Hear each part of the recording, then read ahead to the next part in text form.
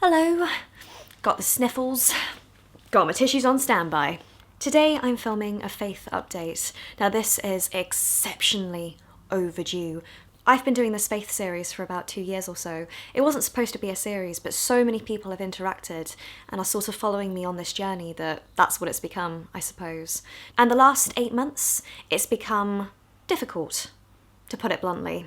It's the same with many things in my life right now. I can't discuss stuff and it's so frustrating. But it's weird how so much of my faith has been interwoven with things that are either too personal or involve other people. Therefore, it's not just myself I'm talking about. In me talking about my faith, I'm talking about other people. So it's taken time to sort of get my head around what I can't say. The last year has been a bit of a roller coaster inside my brain in regards to faith.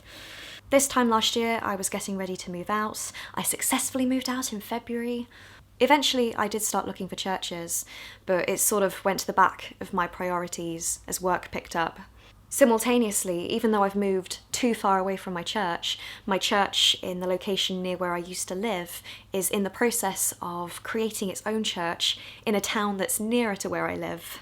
It's a long process that's been going on for a long time. We're talking about years, and we're so close. Well, I say we're close. We're within a year of it starting.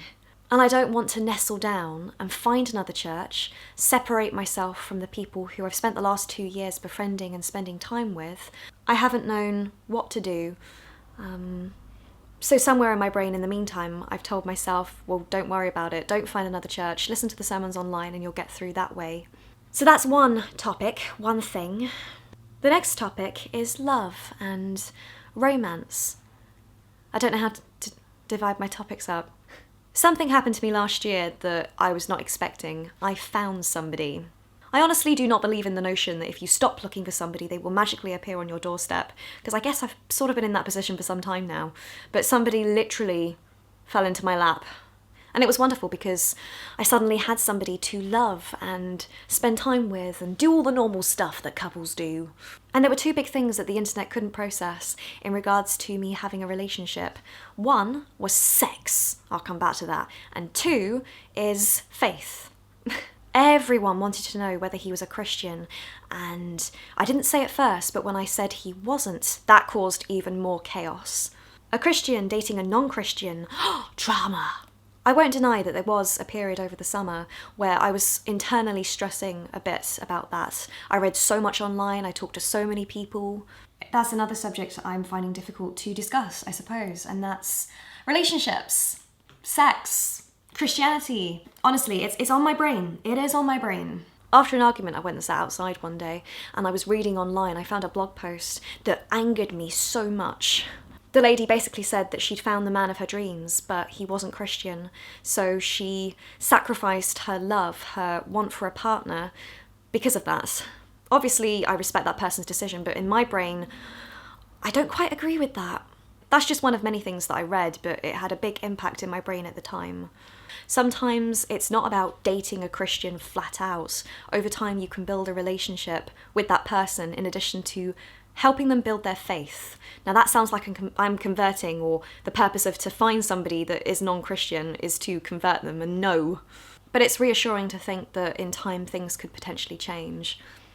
And there's so many examples where people turn to faith later in life or further down the line. It can take a couple of years for them to even go, okay, talk to me about your faith. There's a man at my church who watches these videos, and I forget how old he is, I don't want to get it wrong, but he's 70 odd. And he only recently became a Christian. The majority of his life, his wife was the only person that was a Christian. If I was to go into a new relationship, which I don't, but if I did, if I was in that position, preferably I would like to date a Christian or somebody that is open to the idea of Christianity. I would never want to date anybody who is hurtful or harmful towards me because of my faith. You do find that in some relationships. They're perfect, aside from the belittling of faith. My boyfriend last year was accepting. Not only was he accepting, but he had conversations with me as well, which was great, is great. In the summer, I got him to sit down and watch one of my favourite films, which is The Prince of Egypt. I love it. I love it because of the music, the composition, the characters, the visuals, the storytelling. There's so much in that film that I love, but the big thing is faith. It's the story of Moses from birth until the Ten Commandments, roughly. There's some inaccuracies. It's a shame it doesn't go beyond that point. That's where it stops when he comes down the mountain with the Ten Commandments in his hands. But yeah, brilliant film, and I got him to watch it. That was a big turning point for me because I was nervous how he would respond. I was nervous of the conversations afterwards or during. He did well, so well. Before and after the summer, I did take him to some church socials, which was a big thing. Still makes me happy, that. I should say that there was actually a day before Christmas where I came home and my boyfriend had been looking up churches in the local area for me and showed them to me. That just blew my mind and my soul was full of happiness. I had been praying for a religious connection of sorts and then it happened and Going back to sex. Sex before marriage. I grew up being taught by church and family that sex should be saved until after marriage. And I did stick to that until I was about 18 years old. I had a boyfriend try to get me to have sex at 16, 17, and I said no. But stuff did change in my life around the age of 19, stuff that even now I'm still processing as a 26-year-old. I think life is quite different now compared to thousands of years ago. It's not as straightforward as I wish it could be. So, the people that have been the most supportive, generous, kind, or interested to help me progress as a human being, help me progress with my relationship whilst maintaining my faith, have been the people in my life, the people I engage with, my family, my friends, my Christian friends. That's the way it should be. If anything, the judgments and hurtful remarks and response has come from the internet. Which is why I'm not taking it to heart. I'm addressing it because I can't deny that people have been cruel online. I've been in editing this, and this is so difficult to summarise. I could do a whole video on this individually. I'm skimming across the top of my thoughts right now. I guess I just want to tell you guys that the stuff is on my brain. I am thinking about stuff. I'd like to think that over the last year, and right now and for the future, I'm doing the best that I can with the life that I live in the society that I live in. And I'm forever in communication with him. So it's not like I've turned my back and I'm walking away. I'm still here, I'm still focused. Progressing on to a different topic, I suppose. We have lots of conversations. Sometimes it feels very one way. The main place that I pray is actually in the bath.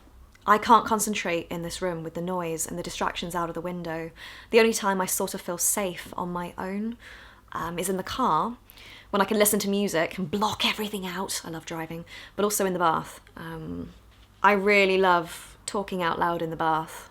There was a period between November and December I would just get in the bath, put on the King's Christmas carols. It's on Spotify, I'll link it down below. And I just sit and talk to God whilst I was in the bath, with candles. I find praying better when I'm on my own. I can't pray in a group.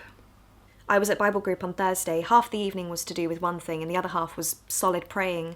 I didn't pray once, out loud. I prayed, as a group, but I didn't talk.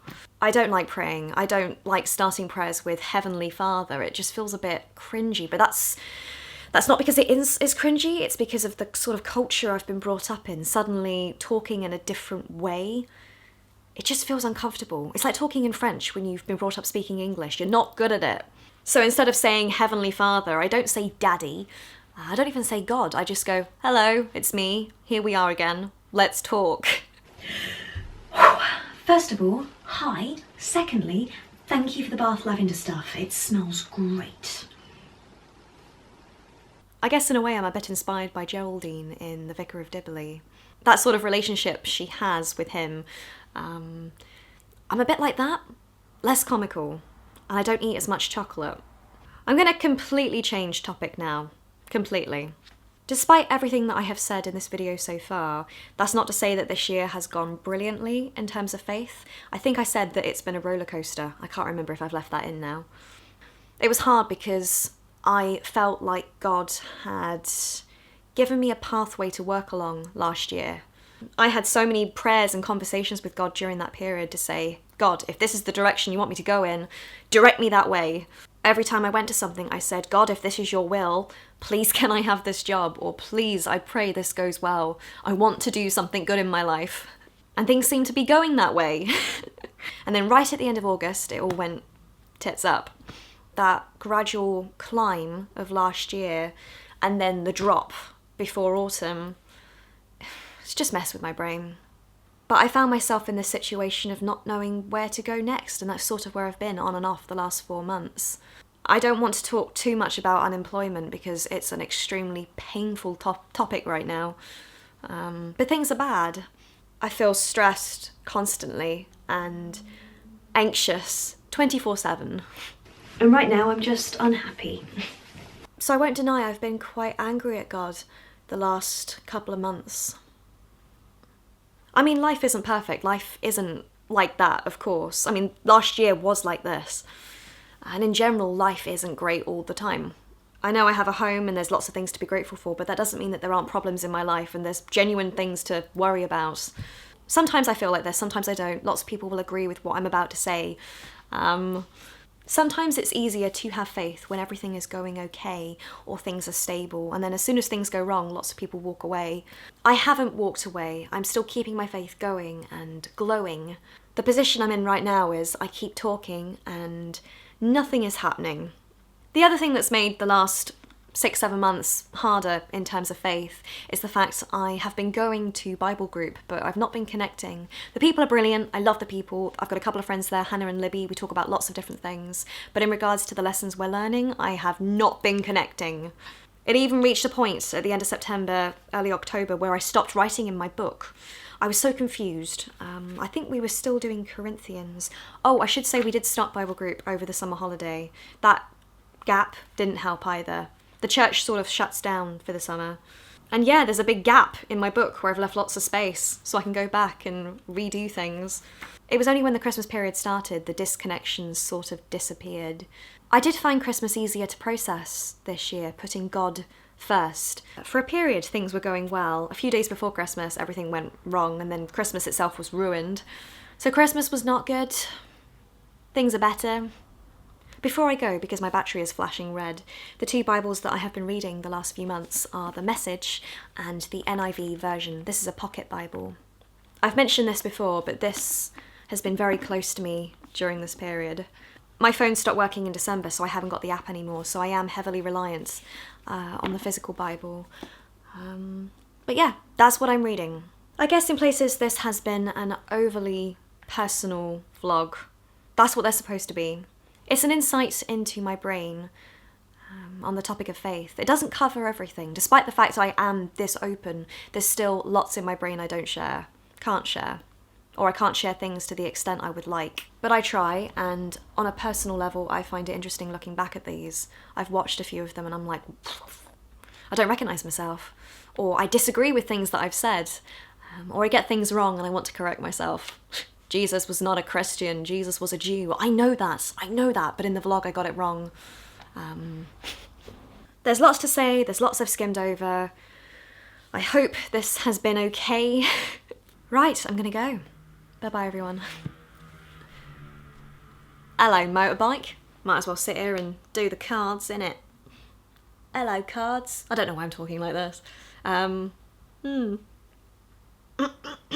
no voice now. I really wish I could have a bath right now. It's like -2 in this flat. I am so cold.